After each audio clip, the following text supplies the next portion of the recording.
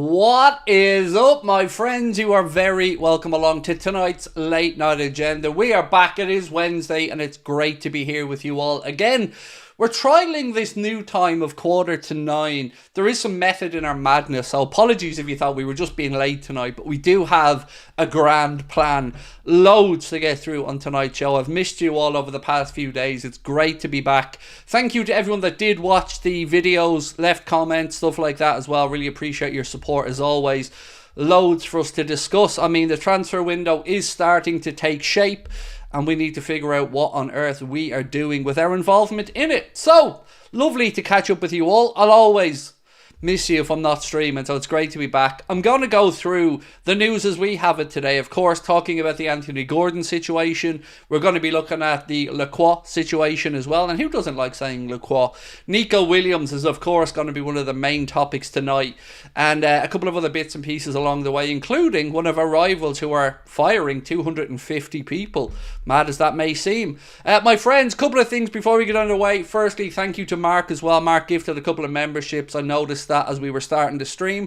Thank you so much, Mark, for your increased support. And don't forget, don't be afraid to tickle that like button as well, if of course you are enjoying the stream. Who's excited about our new signing? El Husqvarna, this Swedish legend that he or she is. Yes, Liverpool have agreed to deal with Husqvarna, the Swedish lawnmower maker. Yeah, that's pretty much that, you know. They're going to be our grounds maintenance partner or something, I don't know. Makes a change from the old coconut water partner anyway, but there we are. Can I mention Ederson again? Of course, Ethan. There's a lot I want to go through tonight. Somebody in our Discord group wanted me to bring up Fabio Carvalho as well and have a discussion around him tonight, so of course we can go through all of that. But I wanted to start off with probably the biggest story, which is the fact that it looks like we're out of the race for Calafiori. Now, it doesn't look like we were even in the race, being quite honest with you. You know, you've seen Fabrizio Romano, Di Marzio speaking about the very latest on Riccardo Calafiori, and it looks like it is Arsenal who are in the box seat right now. In fact, Fabrizio goes on to talk about the fact that it's Arsenal and Chelsea who are showing the real interest. Liverpool's name doesn't really come up in this conversation, so it does ask the question, what are we doing for the centre-back situation? Is it going to be LACROIX, who of course we'll discuss tonight? It looks like we aren't at the race for Calafiori. Arsenal in the box seat, according to Di Marzio and Fabrizio, and let me just read you through what they've both said. Di Marzio said, according to Di Marzio, Arsenal are in pole position to sign Riccardo Calafiori and are getting closer and closer to a deal. And then he questions if this is another missed opportunity. Then we have Fabrizio Romano kind of backing this up to say Arsenal have presented a long-term proposal to Riccardo Calafiori amid interest from other clubs. Fabrizio said he understands the players open to joining Arsenal if they can agree terms with Bologna, and Chelsea are still there as well. Now, interestingly, when you look at the Riccardo Calafiori situation with Arsenal, I didn't realise they have good relationships there from the Tomiyasu deal that was done between the clubs. So Arsenal do have an open line of communication there to Bologna, and that has probably helped them in this, because I remember speaking a while back about Jamie Carragher speaking to Michael Edwards, and he said one of the most important things in this whole industry of football is those relationships, and it seems Arsenal are going to capitalise on that relationship with Bologna.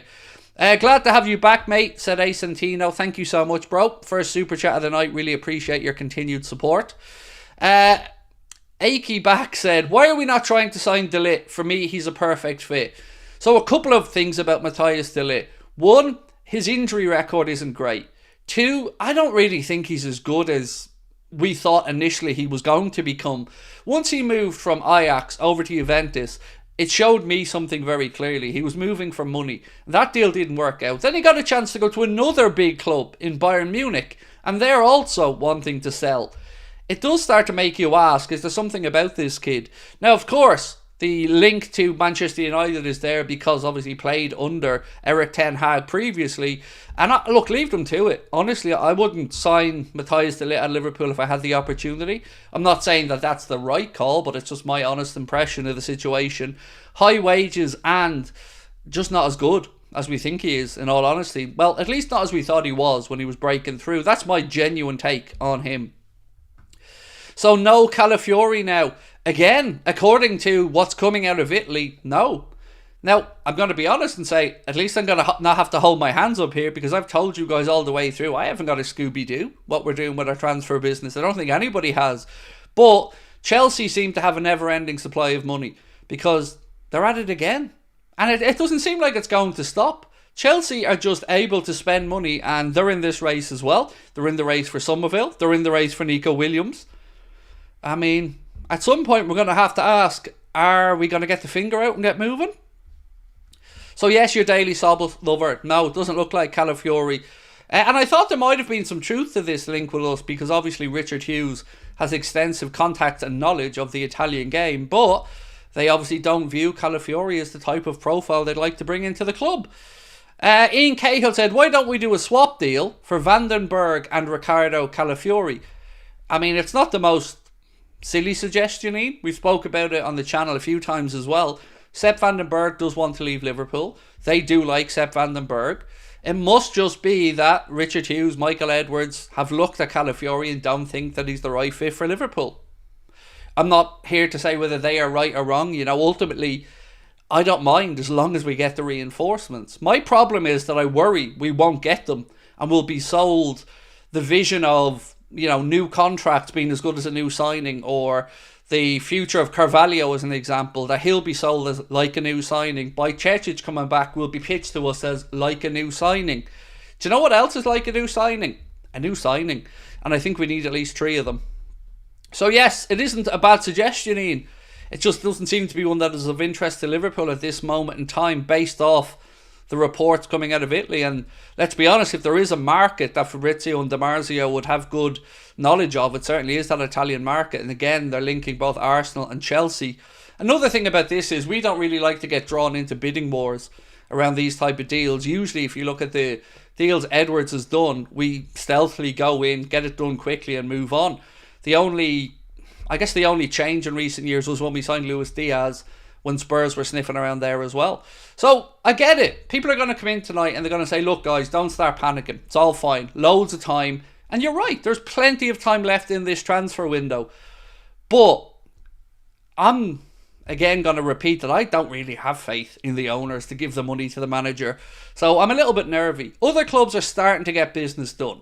You look at Arsenal, they're starting to look to get business done. Manchester City have already got one signing over the line in Savio, that guy from Girona.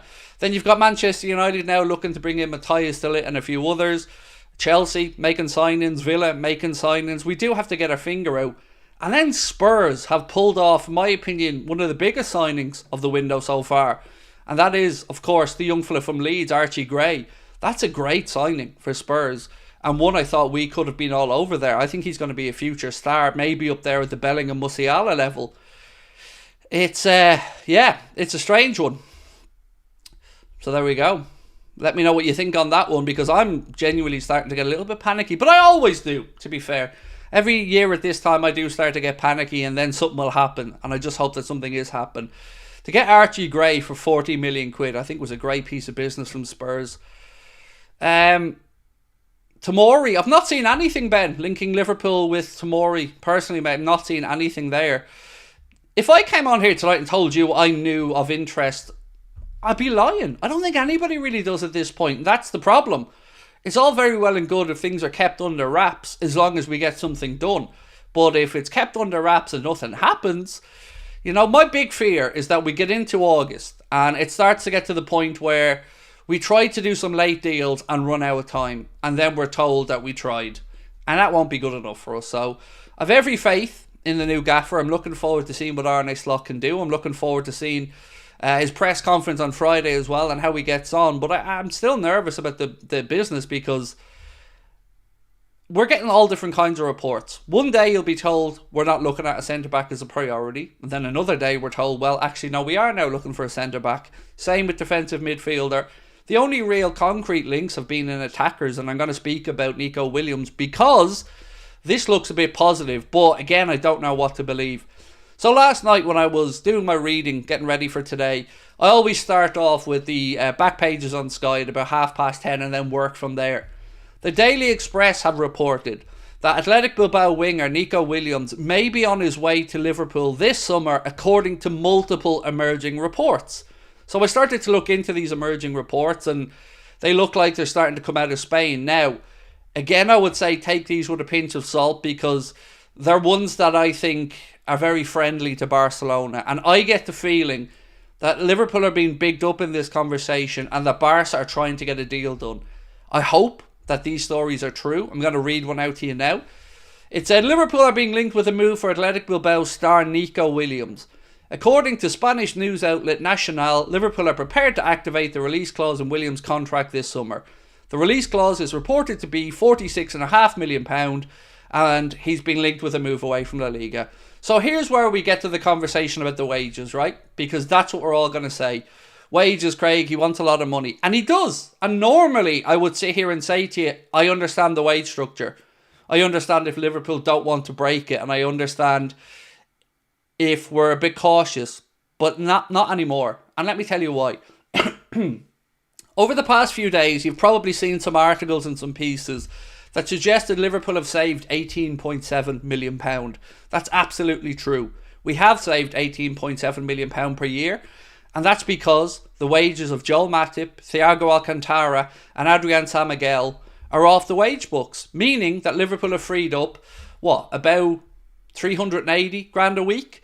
So we could absolutely afford to pay Nico Williams the £300,000 a week he's asking for. Now, do I feel like he's a £300,000 a week player? Not yet. But I also feel like his release clause is a little bit low. So I feel like it balances itself out for me. If you look at that on the club's balance sheet over the course of 5 years, it starts to look a lot more doable. But there is, of course, the elephant in the room of the three contracts. The Mohamed Salah, Virgil van Dijk and Trent. And if they're going to renegotiate and they see a youngster coming in on 300 grand a week, well, that's going to be the starting point, especially for Trent. It would be if I was his agent anyway. But I think the club have to just move with the times on this one. If Nico Williams is the one that we want, is the one that the numbers show is a prodigious young talent, then pay it. Pay it. It looks small in the grand scheme of things. And look, I think he's the best player for the job. It does have to have a conversation around, do we actually need a left winger? And that's a whole different conversation. We may need a left winger. We may not need a left winger. A lot will come down to what happens with Luis Diaz and his contract this summer. But, I mean, look, Regista said we can't break our wage structure for Williams. Why? I'd much rather give him the money than Salah. So why can't we break it? We broke it for Mo. Now, of course, I'm not here to say Mo didn't deserve that. He deserved every penny of that deal. But we have to look to the future. And if you want to bring in a player like Nico Williams for a reasonable transfer fee, which, let's be honest, £46 million is for an exciting young winger, I think you look at it differently, because we have to look about what's on the balance sheet for the club. And if Nico Williams was on 300 grand a week, that's £15 million a year, give or take. On top of that, you've got a transfer fee of about £8.5 million a year. So that on the club's balance sheet will be amortised as £18.5 million over the course of Nico Williams' 5-year contract at the club. No, sorry, I got that wrong. 300 grand a week. And then, what was I putting this at a year? That's 15 million and 9.5 million, 24.5 million, sorry, on the club's balance sheet over the course of the 5-year contract. That's absolutely doable. It's very, very achievable. And I get what people say about the wage structure. I do understand, but we also have to improve the team with the best we can afford. And if it means getting creative with the accountancy of how this is technically being paid to him, I don't mean breaking any rules, but I mean, let's say there's incentives, very achievable incentives that we can still say his base wage is, I don't know, 220 grand a week or something. I feel like it could be figured out. And I feel like he's worth doing it for, because we've been waiting and patient and looking and seeing and asking who this generational talent is. I think this kid is going to be a world beater. And I think £45 million will look like nothing in 2 years' time. So for me, it's a no-brainer, but I'm not running the football club. Great to see you back, mate. Hope you're well. Be nice if we handled our business like a big club for once instead of being cheap, said Boxed Will. It would, and I've no idea what to expect. And that's the truth, bro. I've no idea what to expect, because it's all new now. You know, there's a new team in place behind the scenes, a new coaching team. The under 21 players were reporting back to the AXA training facility since Monday. From Friday onwards, the senior pros are going to start reporting back.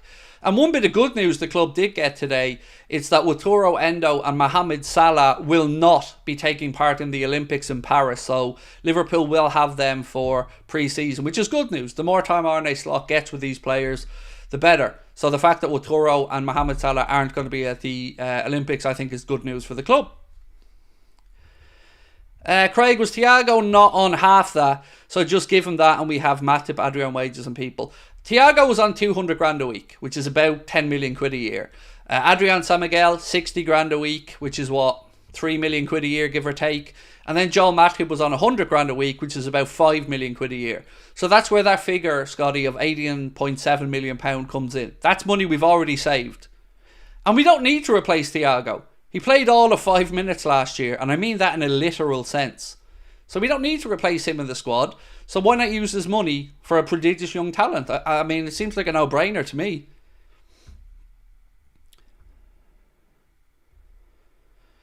Why are we relying on wages saved to talk about transfer business? Surely the club should just pay the money. No, I get that, Mark. I'm just trying to negate the future arguments when I say about Nico Williams. So for me to come on here and make the argument for Liverpool to sign Nico Williams, I do need to be able to show how I think it's possible as well. And, you know, we've been told about this £18.7 million saving by the Echo and some other outlets. So I'm just making the argument as to why that money's already there. And this should be even more of a no-brainer than it currently is in my mind. Stevie Boy, thank you for your super chat, my friend. Appreciate you.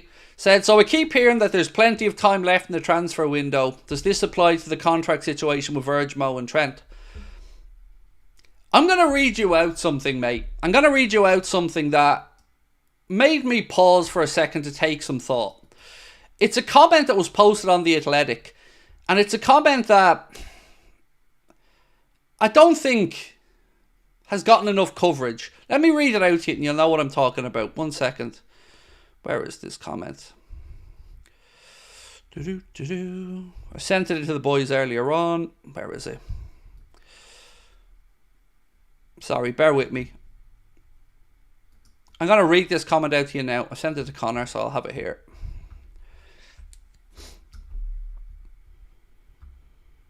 Okay, so this comment came into the Athletic comment section and it came in from a guy, I think his name was Ian. Bear with me. Scroll. How is it never where I want it to be? Swear I sent this to Connor. Bear with me, sorry.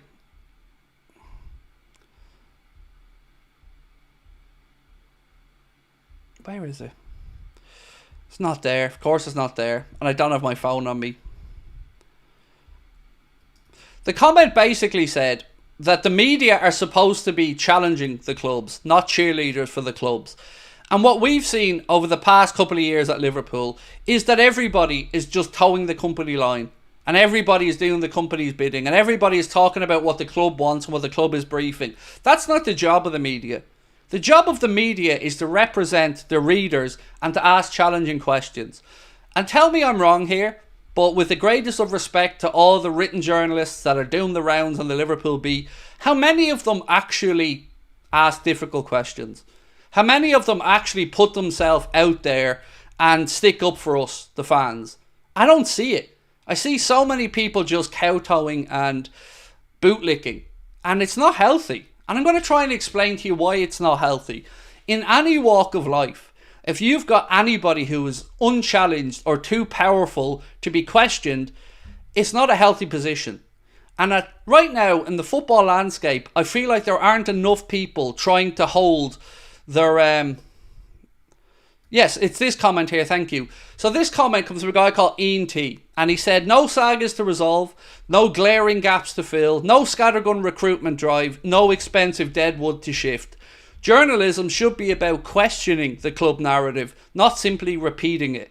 The need for midfield reinforcement seasons ago was clear, as is the current need for a backup to a 30-year-old midfielder with Toro Endo. Having to gang press your best number 8 into a number 6 position should never be the go-to option for a club like Liverpool. And that line stands out to me. Journalism is supposed to be about asking the difficult questions.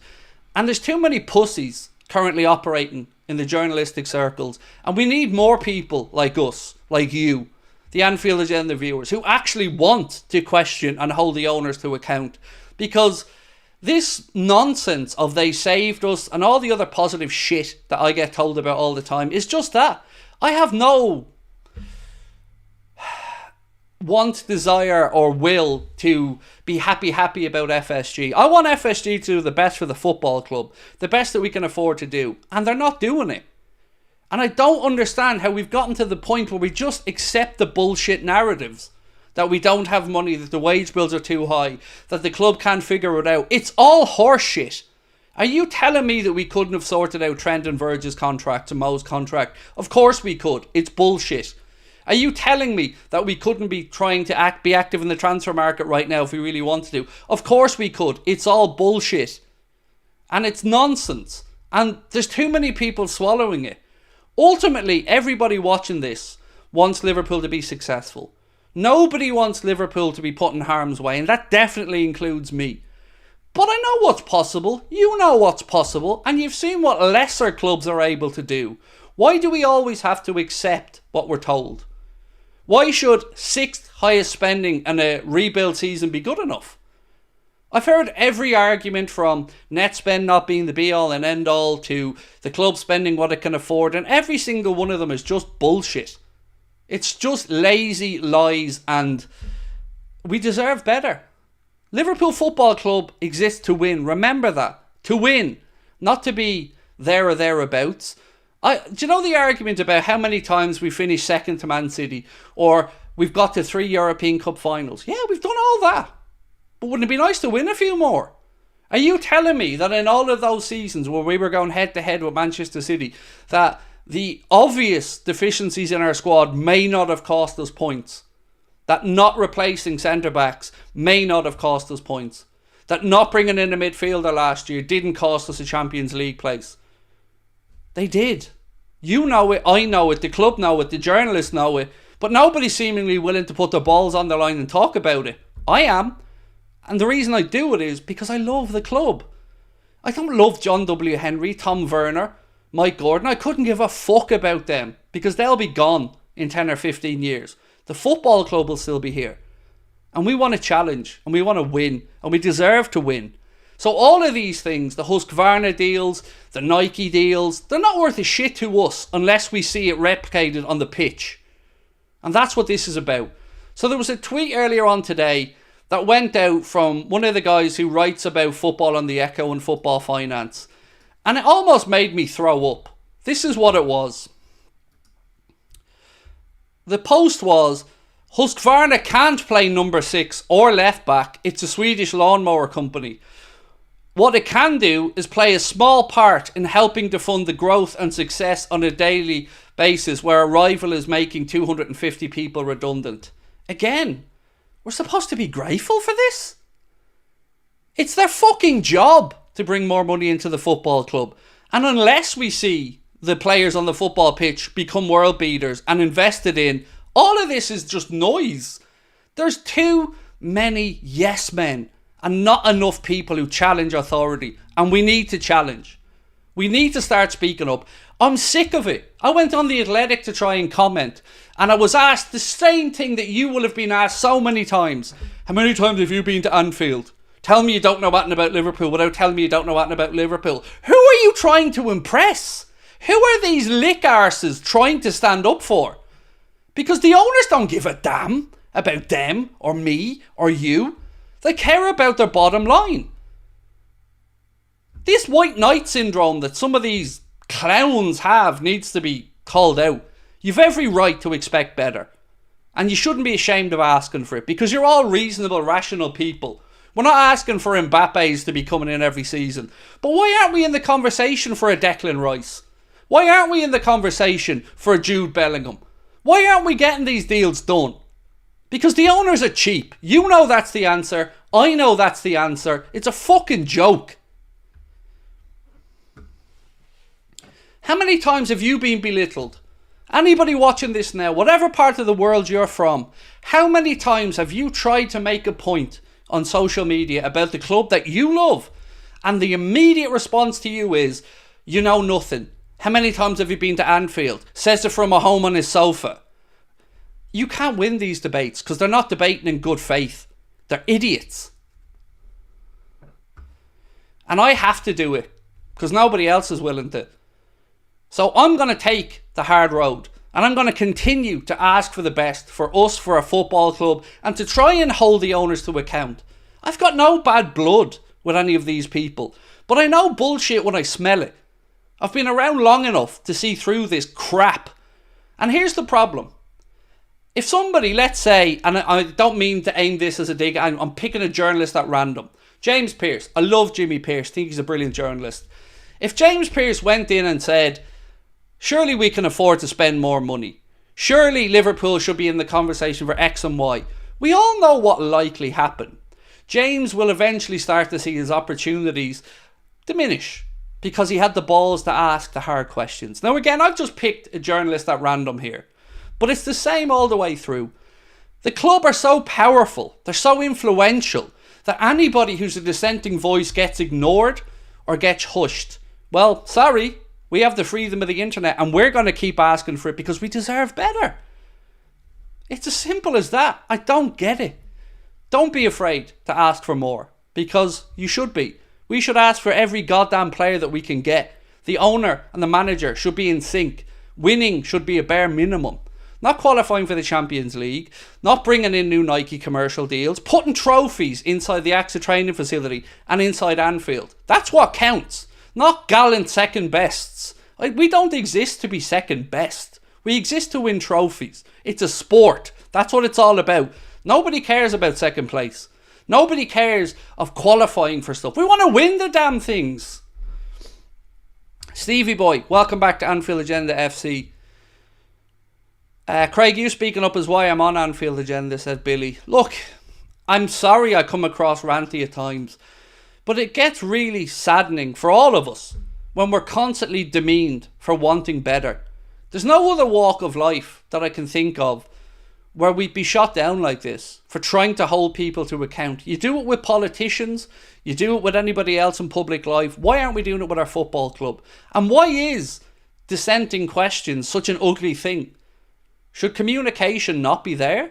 Should we not have the right to ask these difficult questions? Should we not be explained to? They're happy enough to take your money.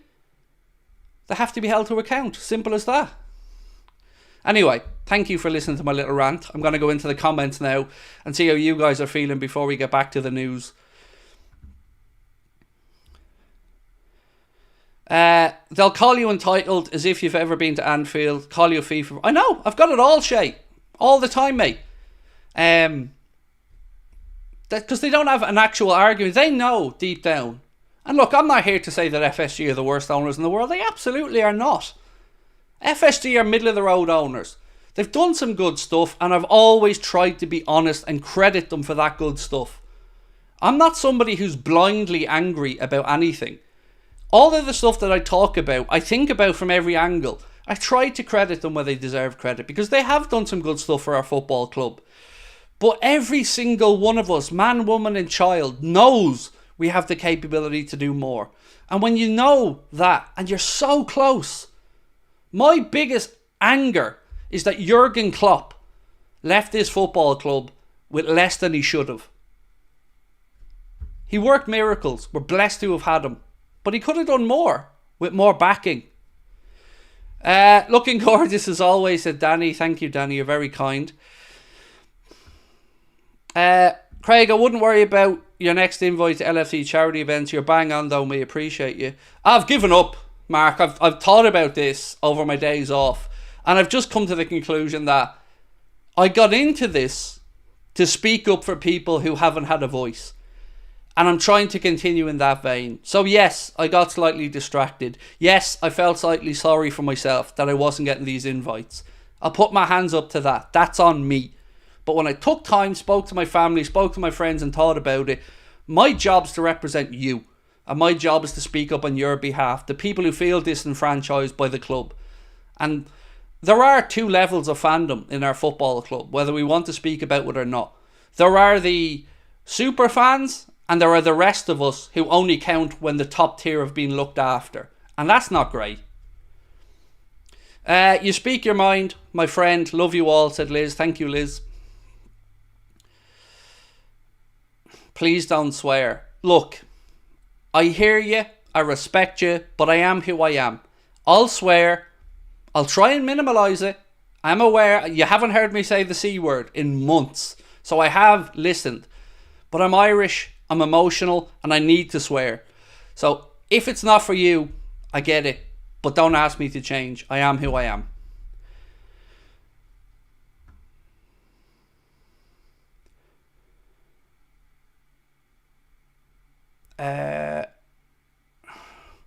It's unfair that just because we aren't a plastic oil club like City, we can't even be involved in the conversations for superstars. It's really frustrating, isn't it?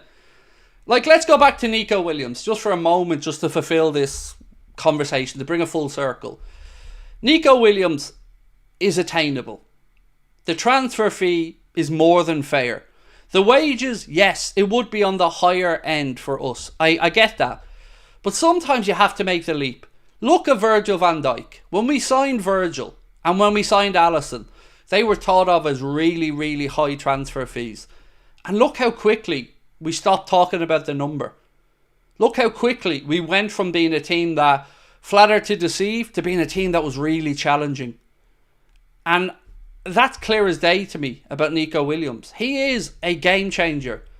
I don't know who the best centre-back is for our system. I really don't. But I know that Nico Williams is available, attainable, and can make a huge difference. Shay said Nico Williams is a very realistic addition, but they'll use the wages excuse.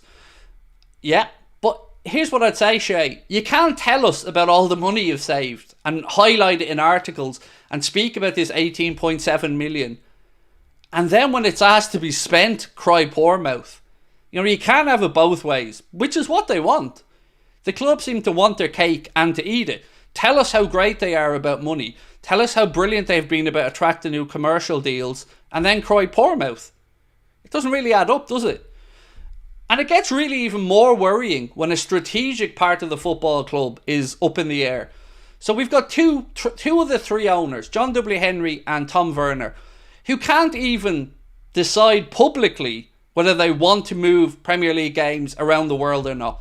One of them wants to. Tom Werner wants to take Liverpool to LA, to Abu Dhabi, to Singapore, to Auckland, wherever. And John W. Henry said he's got no interest in it. That doesn't look like joined up thinking. And they're also absent owners. And we need to acknowledge that as well. They don't have to deal with the shit you and I do. They don't have to go into school, work, college, the pub, wherever, and listen to the banter.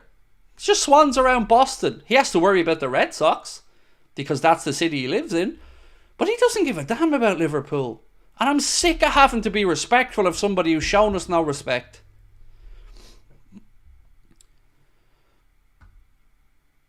Most of the signings happen without us knowing, so do you think the rumours are just that? I feel if it's in the news, it doesn't tend to happen. There's definitely something to that, Chris. And one of the best attributes of Michael Edwards is that way he operates. I'm a huge fan. And I've no problem, mate, if the stuff isn't in the media, as long as it gets done. But we have a history of not getting it done, and that worries me. So look, I've no problem. If we sign players that none of us have spoken about, but Michael Edwards wants them, they're a fee we think is fair, I'm grand. I want to get behind the manager. I want to get ready for the new season, and I'm fully supportive of Arne Slot. I'm fully behind Michael Edwards, Richard Hughes, Pedro Marquez, all of them. I wish them nothing but success. But they need to be backed as well. You know, we can't always rely on the manager coaching players better, or we can't always rely on seeing something somebody else hasn't seen in a player in the underlying stats. It forms part of it, but sometimes a good player is just a good player. Ruben Diaz came to Man City as a young star, then became world class. We can sign that. That'll be world class. Yeah, we've done that though. To be fair, we've done that. Look at what we've done with Mohamed Salah, Bobby Firmino, Sadio Mane, Virgil van Dijk. We've brought these players on to the next level, and of course their own hard work has brought them on as well.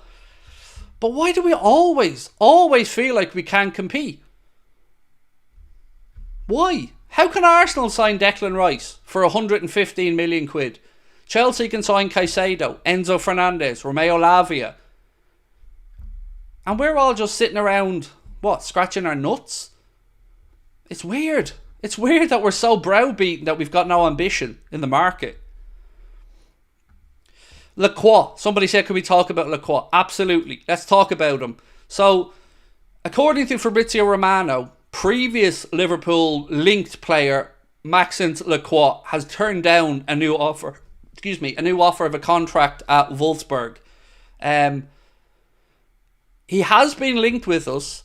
I think he's going into the last year of his deal at Wolfsburg.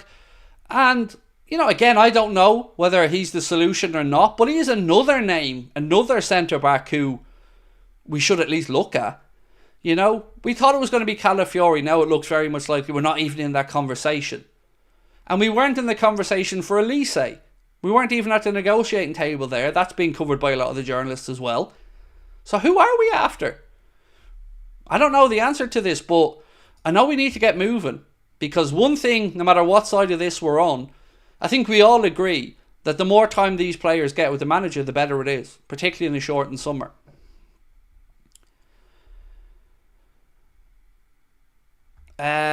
Edwards will pull off something in the transfer window. He always did. Just wondering if we'll get to see you trying to do cartwheels if he does.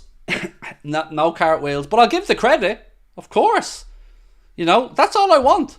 I just want us to go into the season thinking, okay, we're covered. And I don't think that's too much. We go into this season. I'll tell you right now, if the season started tomorrow, I look at it like this. We've got no bona fide competition for Mohamed Salah. None. Zero. We've got no competition for Virgil van Dijk. None. Zero. We've got a question mark over Trent's position for the future. We've got no clear choice for defensive midfielder outside of Endo, who himself has already acknowledged that the club could probably do with another one. So I don't understand how these aren't being called out. Because every year, we're an injury or two away from a crisis and then a panic. And the panic has been Ozan Kabak, Ben Davies and Arthur Melo. And they ain't going to win you anything. So why not address these? Why not go into the season knowing the manager has two good options in every position?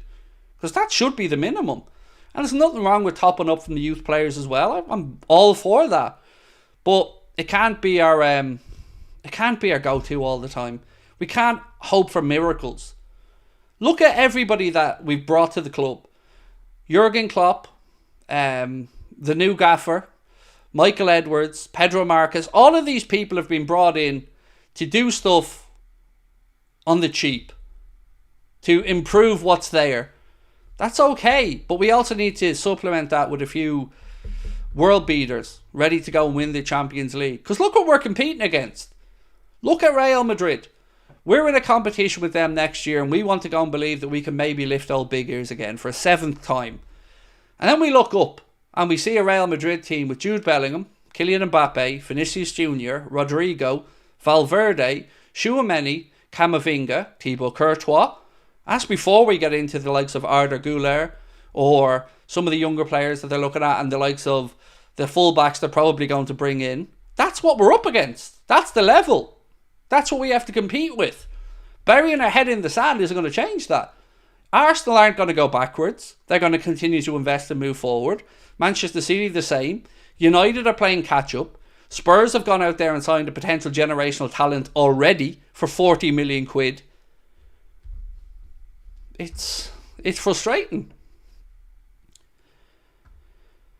Craig, do you have an explanation? And Madrid keep pulling all these deals and how we can try to imitate them. Excuse me. So I'm not going to sit here and pretend that I'm all up on Real Madrid's finances. But if you do look at their ins and outs and just look at that part of it, they've been quite strategic in their business. So let's have a look. Eduardo Camavinga, a really good player. Look how they got him. They got him by getting him when he was just a year away from his contract running to an end, or getting close to his contract running to an end. And they made the player tell the club that he's gone nowhere but Real Madrid. They got him on the cheap.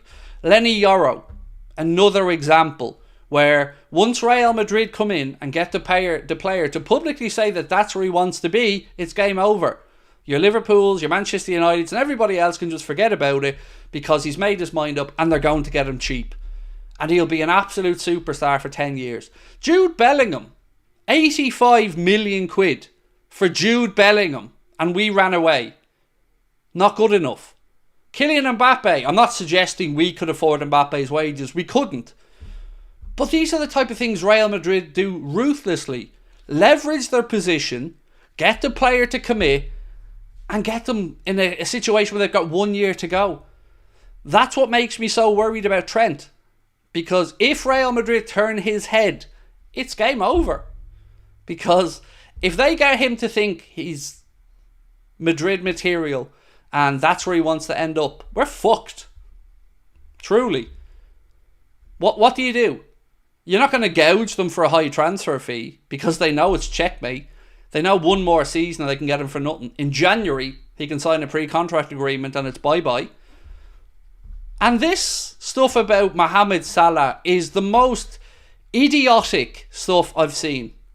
How can anybody think that 1 year of Mohamed Salah is worth 100 million quid? Because that's what this boils down to. Sell him or lose him on 100 million quid. And I don't care how good he's been, how much you love him. The correct answer here is sell. Sell, sell, sell, and sell quickly. It's a no-brainer. Because again, our owners are tight arses and I want that money given to the manager to spend. Because even in the best case scenario, Mohamed Salah has a year or two left at the top. Best case scenario. It's so straightforward. I don't get it. How are we in this position?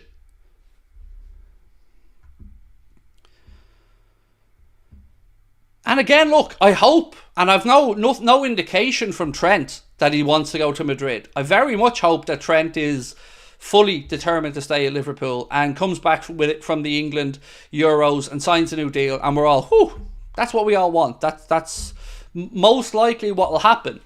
But what I'm saying is, we've put in a position where it could become tricky. You know, it's not clever to let 3 of your star players get down to 1 year to go on their deal. It just isn't good business.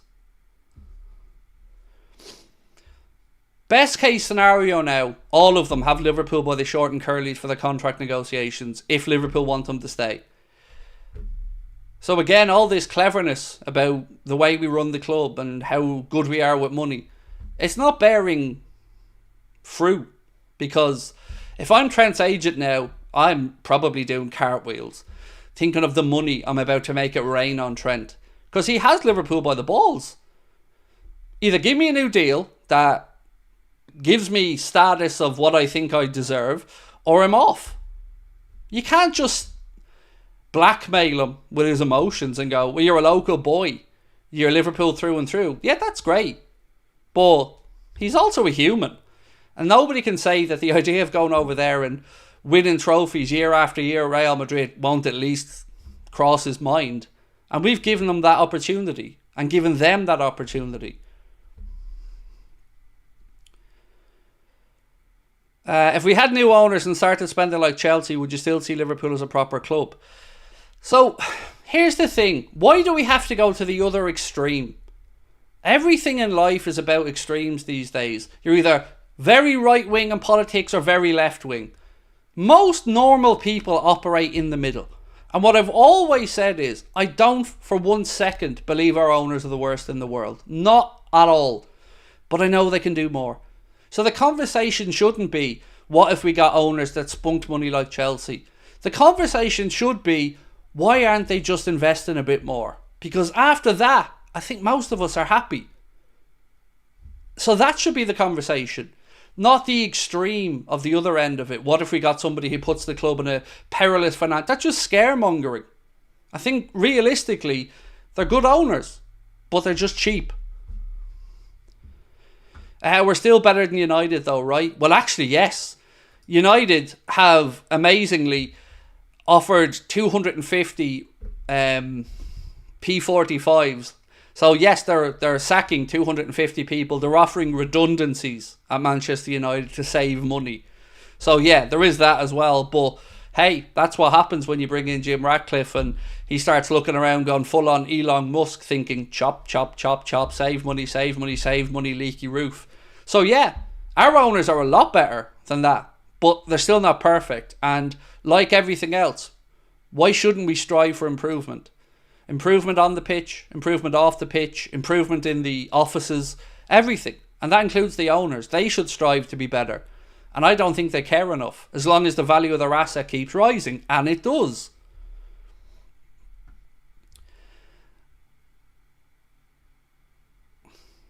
This is why Real Madrid are my second least favourite club, said Brett. Madrid are destined to run a dynasty for 4 to 8 years, more so once Alonso takes over from a legendary coach. So I'm going to make a bit of a prediction, Kyle, on Real Madrid. I think the reason they're doing what they're doing is twofold. One, obviously, they're assembling a damn good team. But two, if UEFA want to go at Real Madrid now about the Super League, it's going to be a very difficult conversation when they have some of the biggest stars in football right now. How are you going to try and threaten a club who have Mbappe, Bellingham, Vinicius Jr., Rodrigo, and all these other superstars who are marketing money machines? Real Madrid are no fools. Perez has done this for a multitude of reasons. And one of them is in case he needs to go head-to-head with UEFA over the Super League. You can't start banning all these players from their clubs and stuff and their countries if they're the best players in the sport. The money goes then. The money follows the stars. And Madrid are no idiots. Money isn't always an answer. Did I say it was, Ant? But when has it ever been the answer with Liverpool, mate? So again, you're going to extremes. I never said money was the answer all the time. But it's the answer now. It's the answer in the transfer window when it's time to make the signings that improve the team. Money absolutely is the answer. I'm Canadian, what is spunking? Sorry, wasting. Think of it as wasting. That's not the actual translation of it, but think of it as wasting.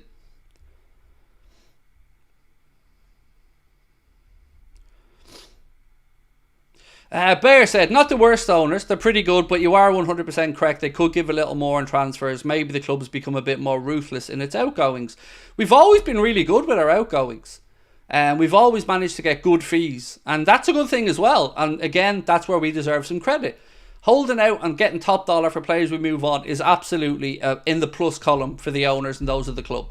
And as you've said, mate, that's where I'm at. They are good owners, but they're not being the best that they can be. They're not doing everything. And that's, in my opinion, unforgivable. So, Matip.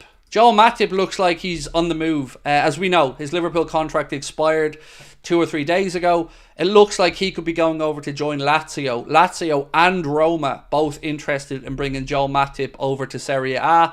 And honestly, I think it'd be a great move for him. He definitely has years left in the game. Unfortunately for Joel at Liverpool, the injury just came at such a bad time for him. As serious an injury as it was, with his age, it was a difficult one. But I love Joel Matip to bits and wish him nothing but success. And I think if he goes over to Roma or Lazio, I think he'll do very well over there because he's a good footballer, a good lad, and one of the best free signings we've made at the club. So nothing but love for him. On Ederson, Fabrizio Romano has been speaking about Liverpool's interest in Atalanta's Ederson, and he said Liverpool have had several contacts with the agent of Ederson, so it wouldn't be a surprise if Liverpool look to sign a midfielder. And in this window alone, we've already been told by the media that the club have briefed them, we're not getting a centre-back, then we are getting a centre-back. We don't need a midfielder, then we do need a midfielder. There's no clear message.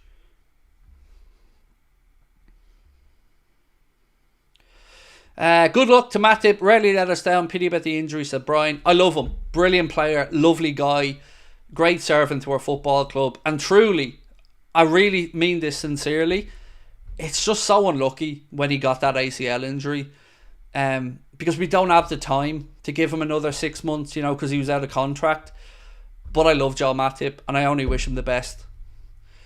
Steve Harrison, member for 11 months. Thank you so much, mate. Appreciate you. And by the way, the likes are broken on YouTube, just in case anybody's stressing about it.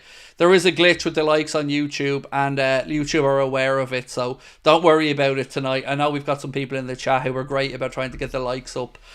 Before I move on to the next part of tonight's video, just a reminder about this. We are now 4 weeks away from our show in Cardiff, 4 weeks and 2 days, and 4 weeks and 4 days to our Liverpool show.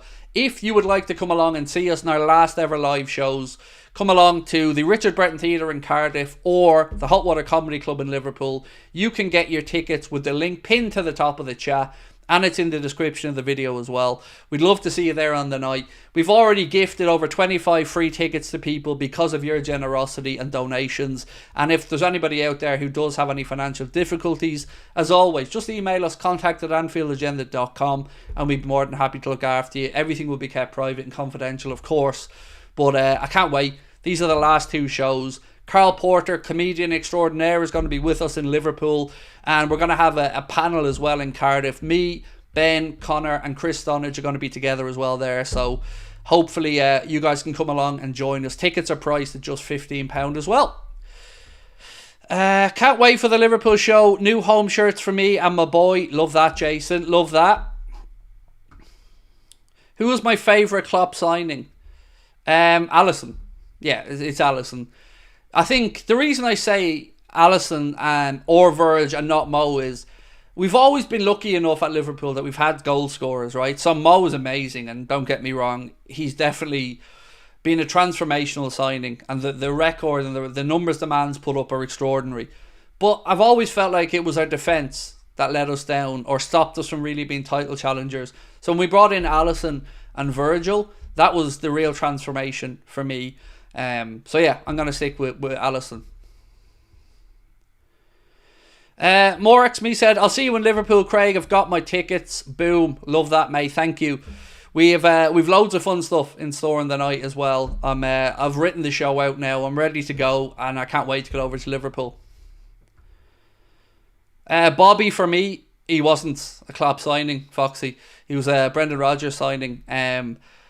Probably with a view to Jurgen coming in, but he was signed in Brendan Rodgers' era. Enair went over to Brazil, if I remember correctly, and got that deal done.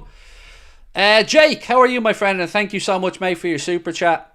Thanks for all the streams. It's hard for me to keep up with work. You always make my day better. It's a pleasure, bro. It's a pleasure. And look, I owe you an apology, all of you. I haven't been streaming for the last 2 days. You know why. I haven't been in a good headspace, and I didn't want to come on and be cranky with anyone or, you know, say something to let you guys down. So I thought I'd just spend a couple of days just uploading videos while I got myself together.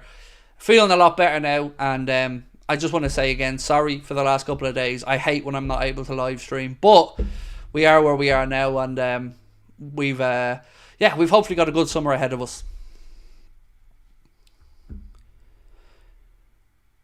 Rish, it was an easy trip to Liverpool, but I'm across the pond. Hope your shows go amazing. Thank you, my friend. I really appreciate that. Fabio Carvalho talk. Yes, Connor, thank you. Fabio Carvalho. Let's have a chat around him, because I'd be really interested to know what you think is going to happen with Fabio, because I'm on the fence. I don't know what to expect. There are a couple of things we do know. He will be having a pre-season with Liverpool. We know that much. We know Arne Slot is a fan. He liked him. Looked at bringing up to Feyenoord at one point. And we know how talented he is as well. It's always been a question of, is there maybe an attitude issue there or something that's stopping him from having the breakthrough? And I'm really interested to see what happens with him this summer. So let me know what you think will happen. A loan? I don't think a sale, to be honest with you. Or does he get an opportunity?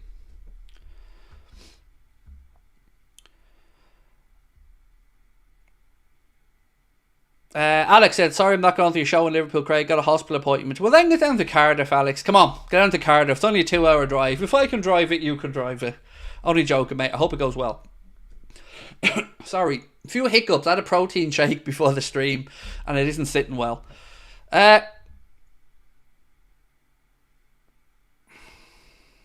Craig, are you angry at FSG? They aren't doing anything as usual. Always going to make excuses. I spent a good 15-20 minutes, Leon, at the start of the stream spelling out my concern around the owners, and the fact that my biggest problem is that there's not enough people asking difficult questions in the media, and too many people are just repeating the club's narrative and not actually asking what the real situation is. So no, I'm not happy with them, but I don't by any stretch think they're the worst in the world either. I would have them over the likes of the Glazers any day of the week. They just need... The only thing I have a problem with them on is twofold. One, I'll never ever forgive the Super League stuff. And two, they just don't do enough.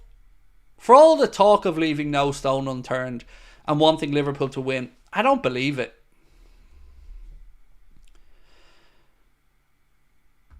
For my high school graduation present, my parents bought me tickets to see Liverpool, Arsenal and Philadelphia. My brother also told me he's in touch with someone to get tickets to the Merseyside derby. Awesome. Gerard, you'll love it, mate. I've been fortunate enough to be at 2 Merseyside derbies. 1-1 was one of them where Jagielka scored that worldie at the end, and that broke my heart leaving the Kop because I was right behind that goal. And I was at the 4-0 when we had Brendan Rodgers and they had Roberto Martinez. Unfortunately for Everton fans, it was the day Lukaku did his ACL and we missed the penalty as well. I was lucky enough to be at that game, and what a night that was. Why no poll today? I honestly just forgot, is the honest answer. So if you have a topic you would like me to put a poll up on, by all means, let us know in the chat, and myself and Ben will do our best to get that up for you. It was just, you know what, Sarang, I'll be honest, bro. I was so nervous about coming back to doing a live stream today that I guess I've just been in autopilot mode since we started.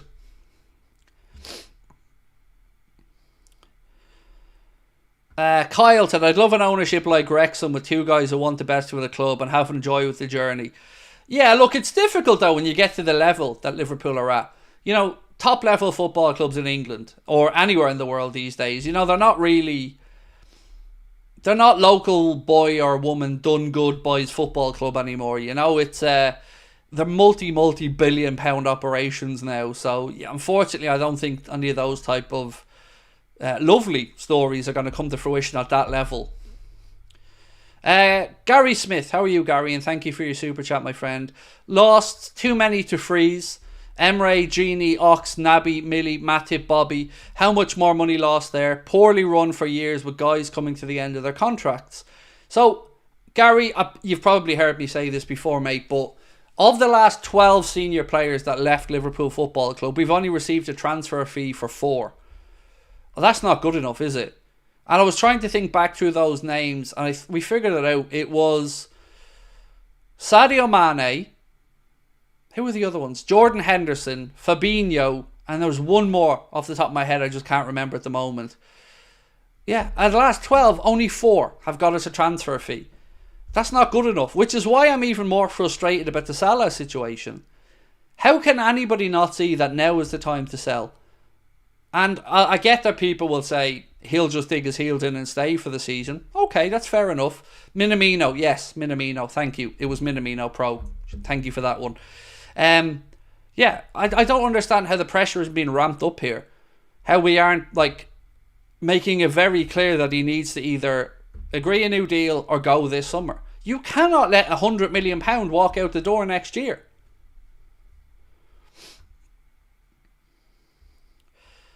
Yes, Colin, I think you're around long enough, mate, that you can absolutely become a moderator, bro. Let me just add you in here. There you go, sir. And thank you for your continued support of the channel, Colin. You're in here every night with us, mate, and I really appreciate it. Right, so Carvalho, wasn't he doing great on loan, said Miggs. Yes, he was. He had a very good spell on loan at Hull. Now, this one at Leipzig didn't really go as best as we'd hoped, but the one at Hull did very well. Tyler Morton as well, another one who did very well on loan. And it seems like Liverpool have made the decision there. He's got a price tag on him of about 20 million quid. So it looks as though the club are willing to take in money for him. And I think, look, Tyler Morton's a difficult one. He's a good young player. I just always felt like he might be just a fraction below what we need, but still good enough to have a good career somewhere.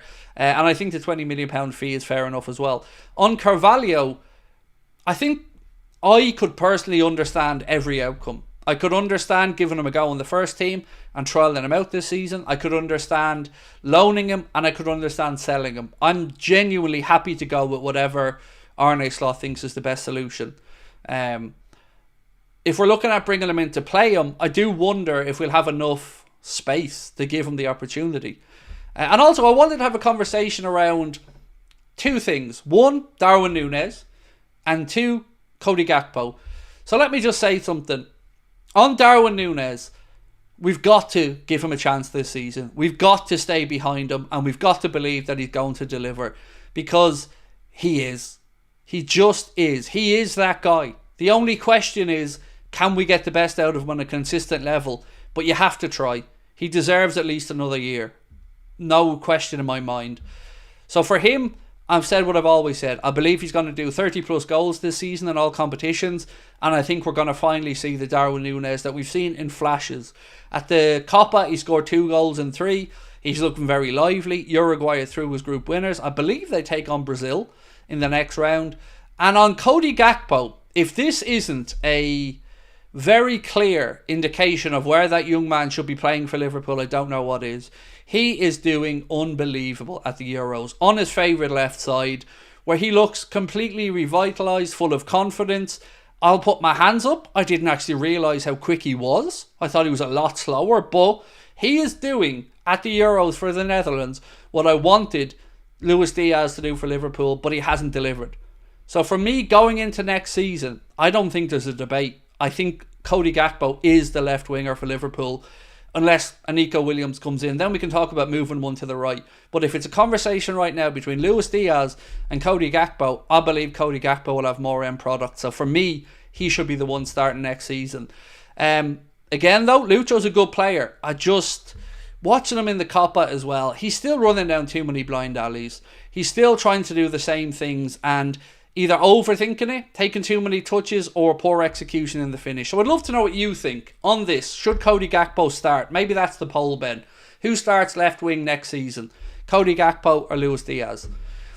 Soren, thank you for your super chat, men. My man, sorry. With your youth talent in mind, do you think there's a realistic scenario where we don't buy any players for the first team?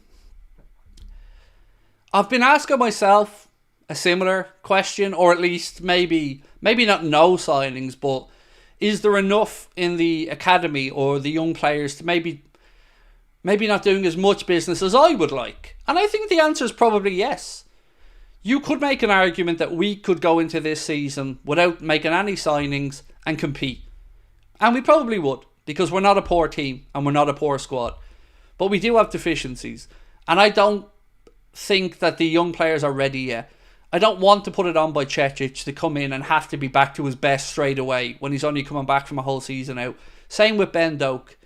Ben Doak had some opportunities last year in the Europa League, and as much as I want to say otherwise, I don't feel he took them, and I don't feel he showed enough that he's ready yet. There were other players like Bobby Clark. You know, he's right on the periphery, I think, and he's certainly worth a conversation.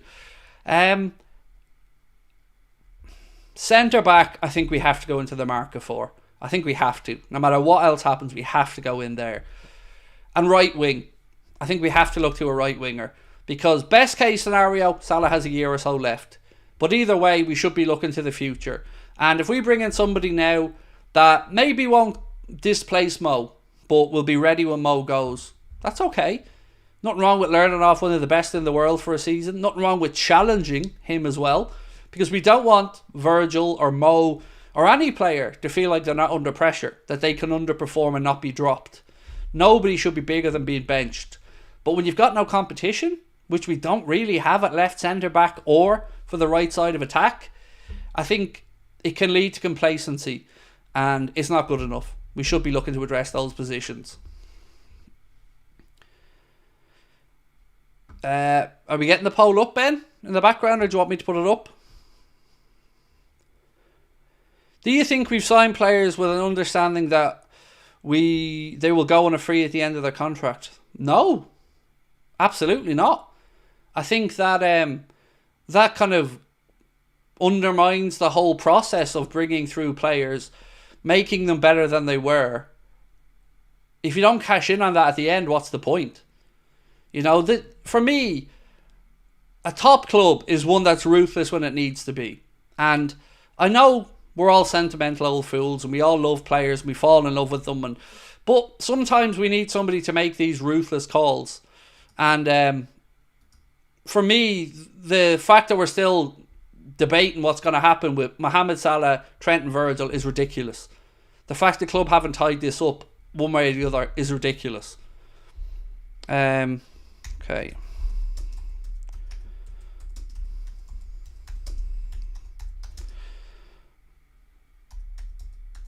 Sorry, I'm just writing out this poll here.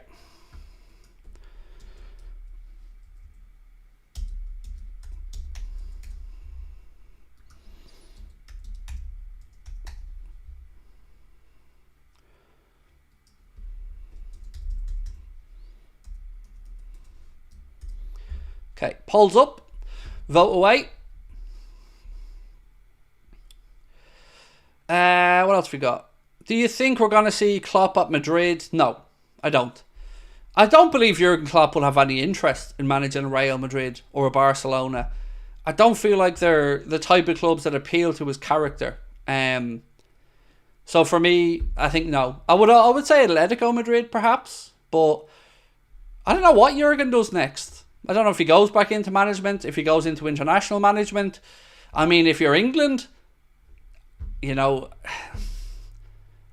I'm not English, so this might come across as harsh. I hope you understand where I'm coming from. But if you're English, you're surely looking at the situation with Gareth Southgate and knowing Jurgen Klopp's available and thinking the FA should do everything in their power to get Jurgen Klopp to manage the English national team.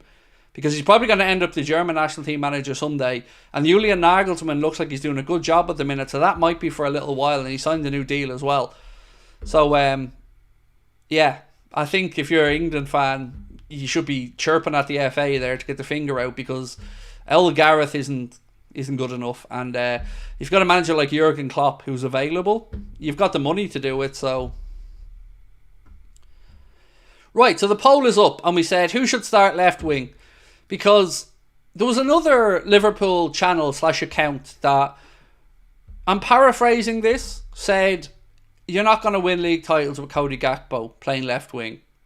And I very much strongly disagree with that, respectfully. Because he's showing his capabilities in that role. And Cody Gakpo is somebody I've got a lot of respect and time for because he came through a lot this season. You know, he became a father. He got ridiculed by some sections of our fan base, and that's one thing you can't label at us. We weren't part of that. But he has come through it and shown his character, his belief, and his quality. And I think with Arne Slot coming in, a Dutch coach that will maybe be able to, you know, evoke something new in him, I think he's going to be brilliant. And yeah, I think he's an incredibly good left winger. And it's clear to me that that's his position at this point, you know. No more false nine. He's a left winger and he looks a very comfortable, accomplished left winger. Gakpo is too slow. You see, I used to think he was, Mike, but he isn't. He's faster than we think. Yeah, I think Cody Gakpo has enough. But look, I'm saying this, but I'd still want us to bring in Nico Williams because, you know, I'm not somebody who feels like a player can only play in the position they're currently playing in. I think Nico Williams could be Mohamed Salah's replacement on the right. I know he favours playing on the left, but he can still operate on the right. So, you know, and I do think the Diaz situation will... I don't know if he leaves, but I do think that there's more twists and turns to come in it this summer.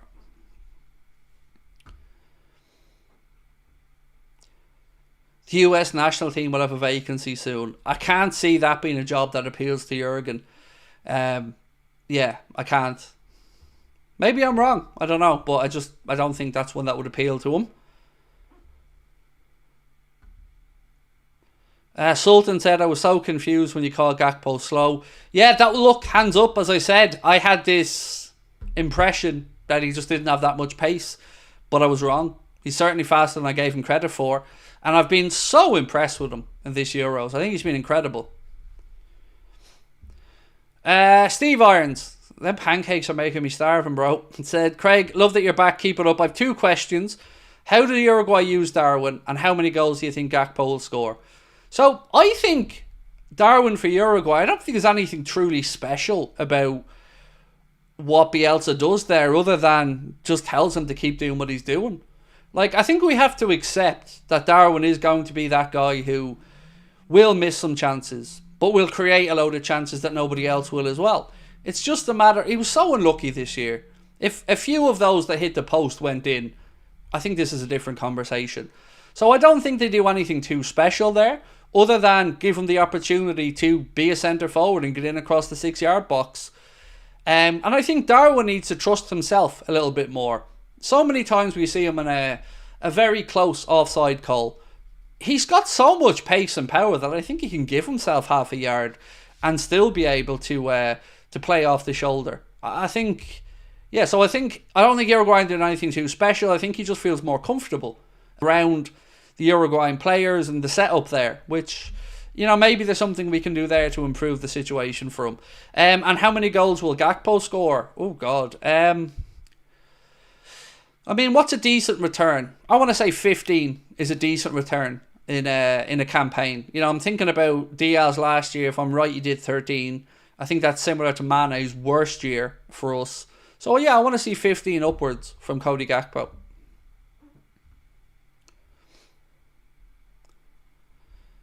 Gakpo had good form in his previous tournament as well before we got him. It doesn't necessarily translate into club form.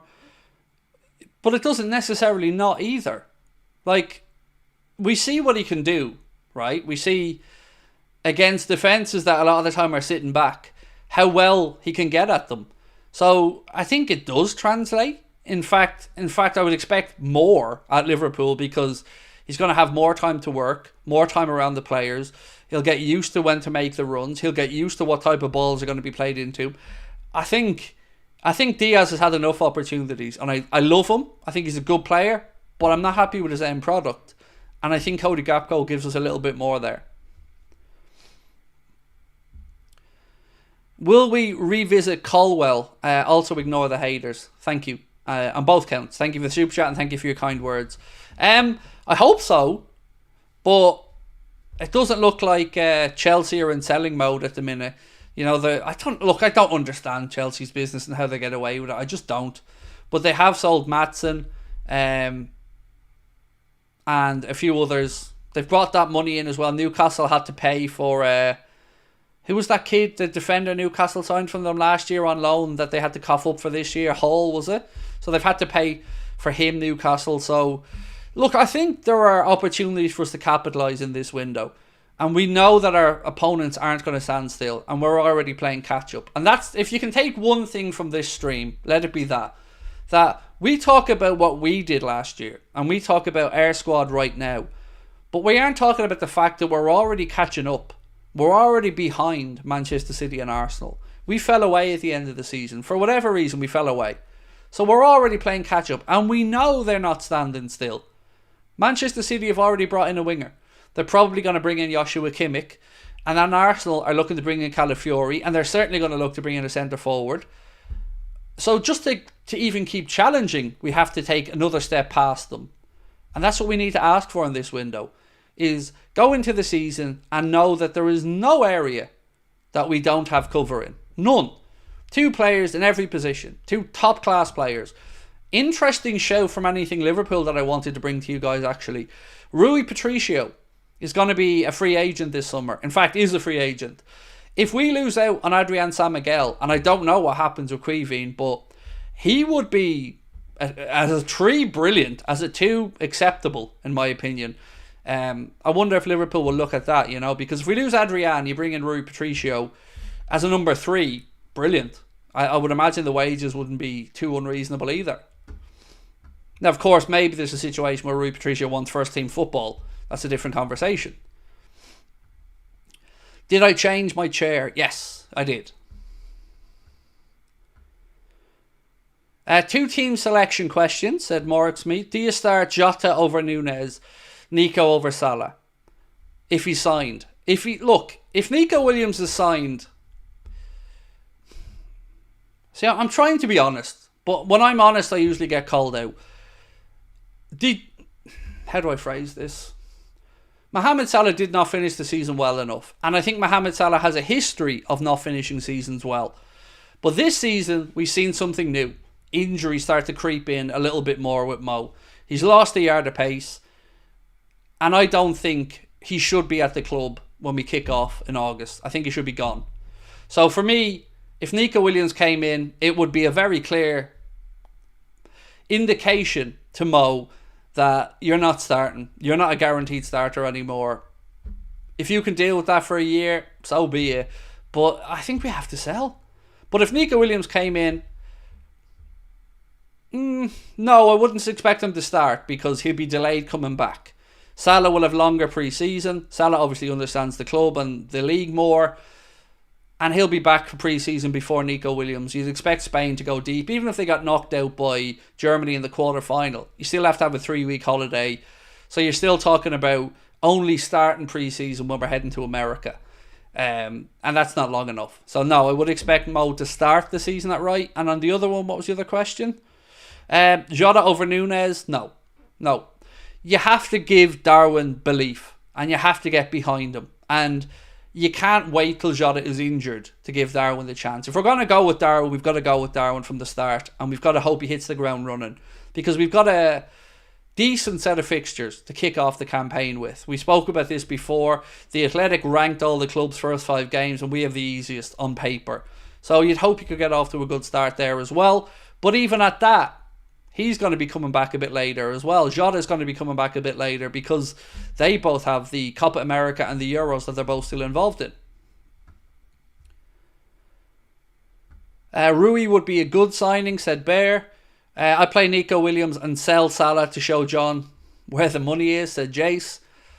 The conversation about Salah, I think, needs to be divided into two. The up until this point Mohamed Salah and the looking forward Mohamed Salah. Every single one of us, man, woman and child, will agree that his legacy is set in stone. He's done it, he's there, he's a hero, he's a legend. His numbers are unarguable and I wouldn't even dare to do it. But if you think that that's the same player, I think that's foolish. So if we can look and be honest with ourselves, we know it's the right time to sell. We know it is. I think we do. Now with Virgil, it's interesting because I take into account the position he plays in, the fact that he doesn't really rely on his pace too much, relies on his reading of the game, and defenders can go on a bit longer. Sometimes when a forward moves, he moves backwards a little bit or central a little bit. Look at Ronaldo, look at Messi. They change the way they play. Virgil, I think, can go on for another 2 or 3 years at the top level just because of the way he plays and then the style that he plays. So that's one of the contracts that I would renew for those reasons. Trent, look, I think that's a no-brainer. I don't know how we're here. But Mo, it's difficult because last year I said, keep him. Don't sell him for 150 million. But you have to sell him next summer. And it doesn't look like there's going to be a breakthrough in a negotiation on the new deal. If there is, then this conversation changes. If you've got that security of Mo, then you're taking the gamble on will he be productive for the next 2 or 3 years. And that's a different conversation. I think it's the right time to sell. And I think there's probably a middle ground. Because if you're Rami Abbas or you're Mohamed Salah, you're thinking to yourself, and rightly so, I'm going to get me a big wad of cash and I'm going to get a load of money when I sign a pre-contract and move over to wherever it is. And he's probably right. So for us, we might have to take it on the chin a little bit and meet him in the middle. Liverpool might have to say, look, we want to sell you this summer because we need the money. And we don't think that you're the same player you were. And we don't want you to sit on the bench for the season. We want you to go and play football. So maybe we have to meet in the middle and give him some of this. So let's say we sold him. Maybe half the money goes to Mo and half the money stays in the club. It's not palatable, but it might be a settlement. It might be a way to move forward for both parties. Let's say you got 100 million, he gets 50, the club get 50. It's better than him going in a year for nothing, and the wages are off the club's books. Again, that's a simplistic statement that I'm sure there are loyalty bonuses and other stuff that comes into play. Salah has been great, but becomes an even bigger legend by leaving now. And us receiving north of 65 million, double our investment. Really good point. Really good point. And do you know what? I've never thought of it, but that's a very well addressed point. Yeah, he would. He'd go knowing that he did what he did on the pitch and he's left the club in a good position to be able to continue to move forward and challenge. So I think it's a very good point you've raised. Connor said Celtic or Rangers. I don't give a shite about either, mate. I don't do division. So I don't do Catholic, Protestant, Celtic, Rangers, Republican, Democrat, Tory, Labour. I don't do any of it. I'm in the middle. I don't want to judge anybody or hate anybody just because of one thing. So for me, I don't have a fondness for Scottish football, so I don't really have a club. Feels like we won't sign anyone, said Daniel. Thank you, Daniel, from New Zealand. Appreciate you, mate. No, I think we will. I think we will, mate. I'm not saying we'll be all happy with the business that we do, but I do think we will sign somebody. Craig, we won't get 100 million. We'll get 40 to 50 million. Grab it. Well, look at the comparables, Colin. To be fair, there is precedent in this. Eden Hazard going to Real Madrid. Similar age, same contractual situation, 100 million euro. Harry Kane, Bayern Munich. Similar contractual situation. I think a year younger than Mo at the time. 100 million euro. And with all due respect, Mo's up there with both of those for numbers. So I think it's very reasonable to think if Mohamed Salah was to move on, you get 100 million euro for the player, which is about, 80 million quid? Because the precedent is there. Wolves player, said Sarah. I think you're referring to Ray Nuri, who I would love the club to bring in. I think Nuri would be a very astute piece of business. £38 million is a number I've seen thrown around. I don't know how real that is. Liverpool have been linked with Nuri for quite a while, and I think it would be an astute signing. It would probably be an indication that the club are going to move Costas on, and again, I'm okay with that. Nothing against Costas whatsoever, but I think Nuri would be an upgrade and certainly a real challenger for Andy Robertson in the future. Yeah, I'd be all over Nuri.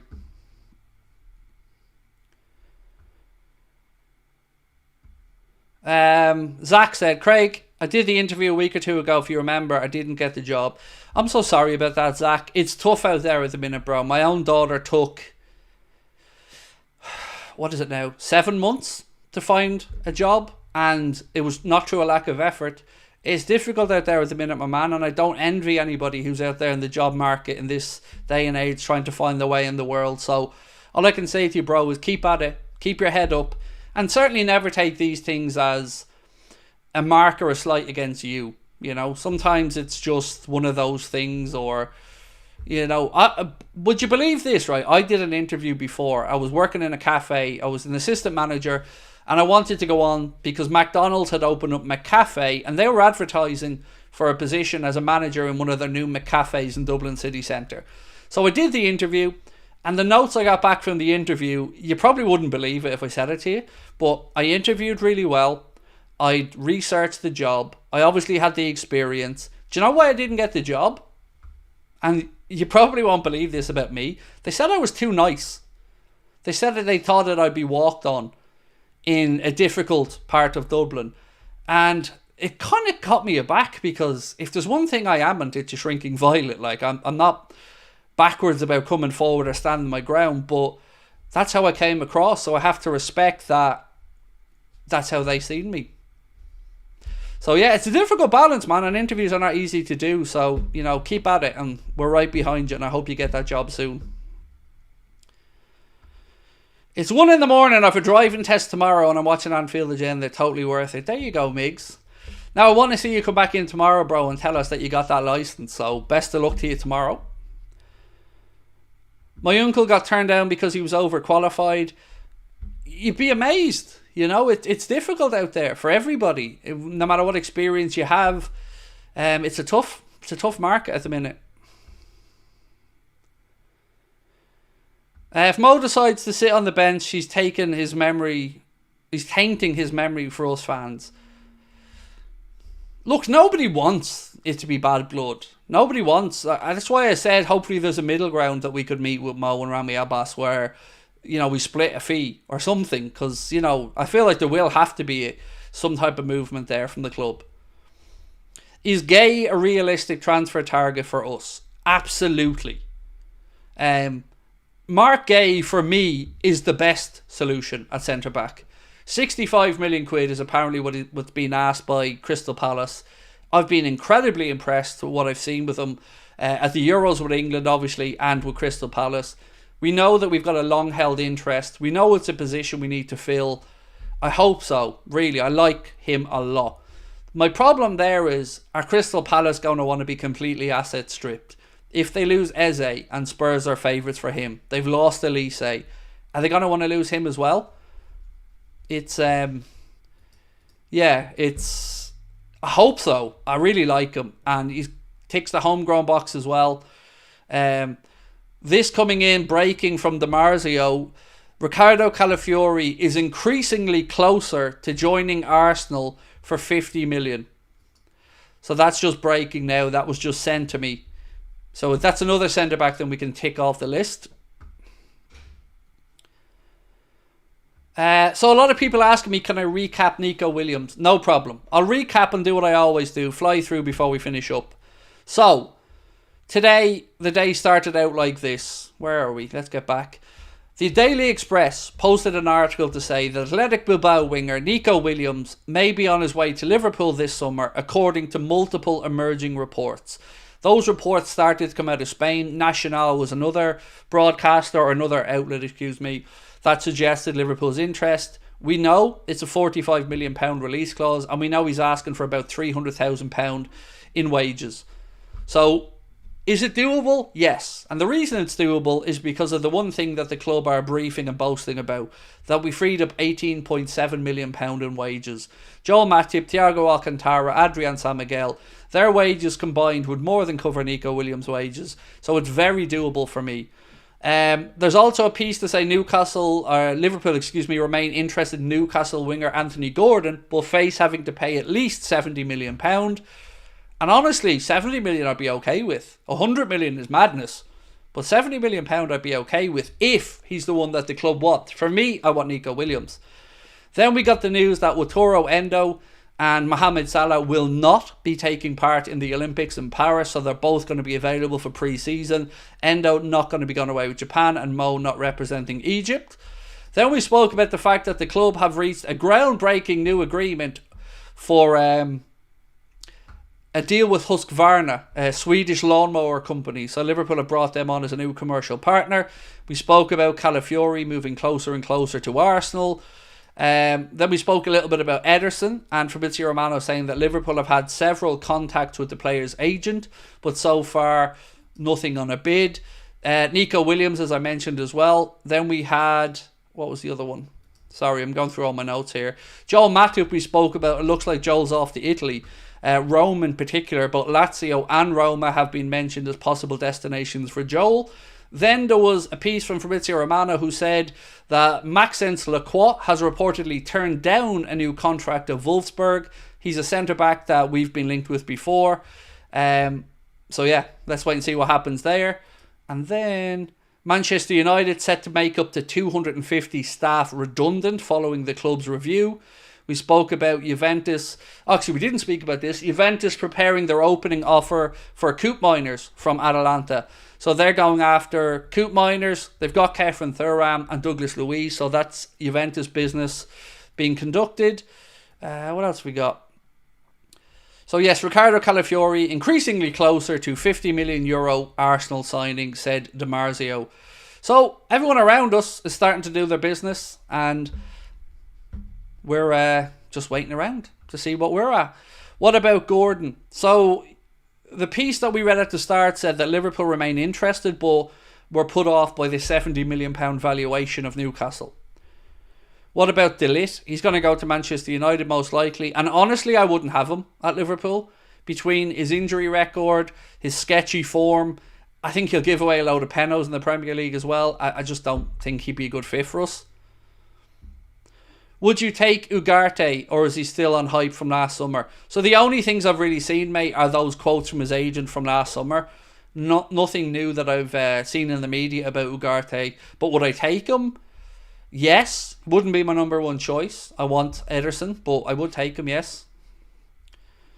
Nomad said Mark Gay is his preferred centre-back.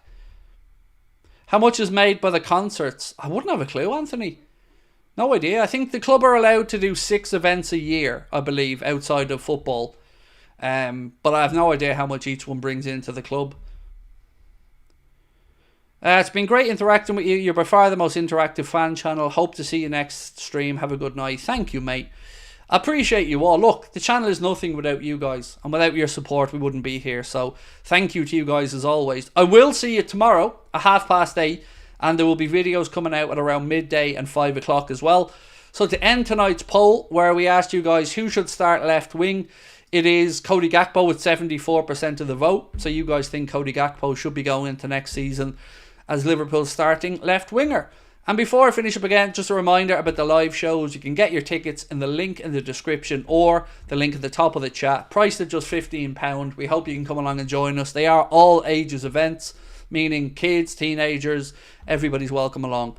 Right, I'm going to say goodnight to you guys, and I will catch up with you tomorrow. Great being back live streaming again. Have yourselves a lovely evening, and I'll talk to you then.